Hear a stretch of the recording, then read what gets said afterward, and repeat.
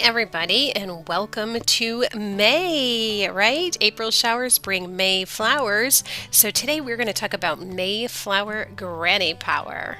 And in this 31-day series, I'm going to share my favorite flower granny square projects with you.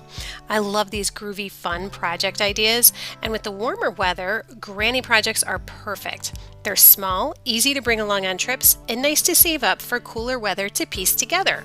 So let's get started. All right, everybody, day 16, and this is this is called the Heart Mandala, octagon to square, and I think it's absolutely lovely.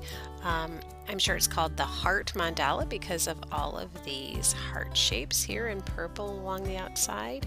So pretty. And it starts off with an octagon, which is, let's see, 1, 2, 3, 4, 5, 6, 7, 8. Yep. You have the 8 petaled flower here in the center, and it just builds up on that octagon, and eventually you turn it into a square. So I'm going to open this up because I think this is absolutely beautiful. It looks very intricate, but I'm not sure that that is. As you know, in crochet, a lot of times things that seem very difficult looking are often kind of simple. So let's take a look. The Heart Mandala, octagon to square. This is by Cypress Textiles. That is the name of the website. So I think it's so beautiful. And it looks like there may be directions on how to make the corners and edges as well, in case you wanted to make it a diagonal pattern. That's just a guess, just from looking at the picture. That is my guess. Absolutely beautiful. Let's scroll down and see if we can find the pattern here. This heart mandala is absolutely addictive and completely divinely beautiful. I'm in love with it. Check out the related links at the end of this post. So they give you some recommendations for yarn, and talks about the different stitches. It looks like the stitches are in American terms. And it has, it looks like it has the pattern right here.